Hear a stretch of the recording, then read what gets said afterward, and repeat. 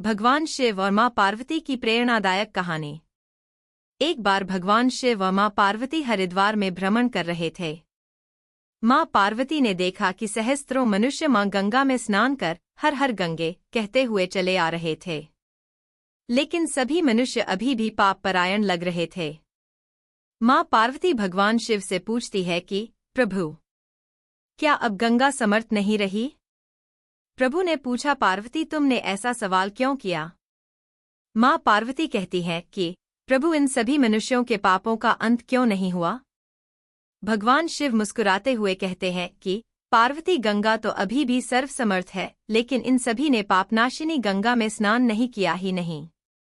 मां पार्वती विस्मित होकर बोली, प्रभु, अभी तो गंगा में स्नान कर इन लोगों के शरीर भी नहीं सूखे और आप कह रहे हैं कि इन्होंने पापनाशिनी गंगा में स्नान नहीं किया। भगवान शिव ने कहा, पार्वती, मैं कल तुमको इस बात का भेद बताऊंगा। अगले दिन प्रातः बारिश होने लगी और सभी रास्ते पानी और कीचड़ से भर गए। भगवान शिव एक वृद्ध का रूप बनाकर एक गड्ढे में ऐसे बैठ गए कि मानो वह इसमें गिर गए हैं और उनसे वृद्धावस्था के कारण निकला भी नहीं जा रहा। उन्होंने मां पार्वती को समझाया दिया कि तुम गंगा स्नान कराते सभी मनुष्यों को सुनाकर कहना कि मेरा पति इस गड्ढे में गिर गया है। मेरे पति सर्वथा निष्पाप आत्मा है और कोई निष्पाप पुण्यात्मा है, उनको बाहर निकल सकती है। अगर कोई व्यक्ति निष्पाप है तो वही मेरे पति को बाहर निकालने के लिए हाथ लगाएं। लेकिन अगर कोई निष्पाप नहीं हुआ तो उसका शरीर जलकर भस्म हो जाएगा। मां पार्वती अब गड्ढे के पास बैठ गई और सभी को सुनाकर कहने लगी। हर कोई सुंदर स्त्री को प्रलाप करते हुए देखकर रुक जाता। एक सुंदर स्त्री को वेदना में देख हर कोई उनकी मदद के लिए तैयार हो जाता। लेकिन जैसे ही वह वृद्ध वेशधारी भगवान शिव को बाहर निकालने के लिए हाथ बढ़ाने लगते, माता पार्वती तुरंत उन्हें टोक देती। वह कहती, मेरे पति सर्वथा निष्पाप आत्मा है और कोई निष्पाप पुण्यात्मा है, उनको बाहर निकल सकती है।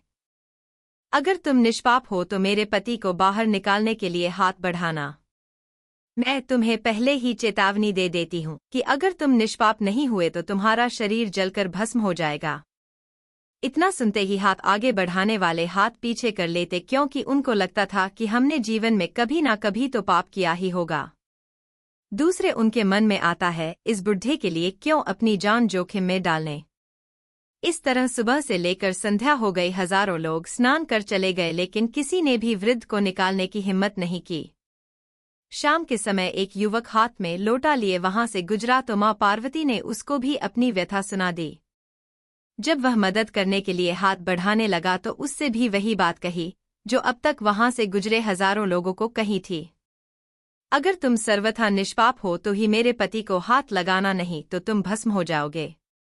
वह युवक बोला, माता, मैं अभी तो पतित पावनी गंगा में स्नान करके आया हूं और गंगा स्नान के पश्चात तो सभी पाप नष्ट हो जाते हैं।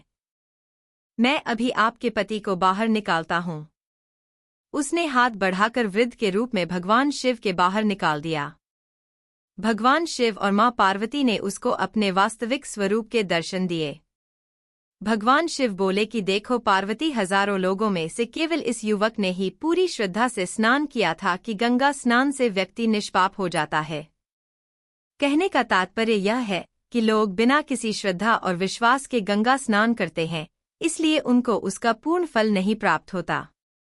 इसका अर्थ यह कदापि नहीं है कि गंगा स्नान का फल नहीं मिलता, लेकिन गंगा स्नान का वास्तविक फल उसी को मिलता है जो पूर्ण श्रद्धा भावना से स्नान करता है।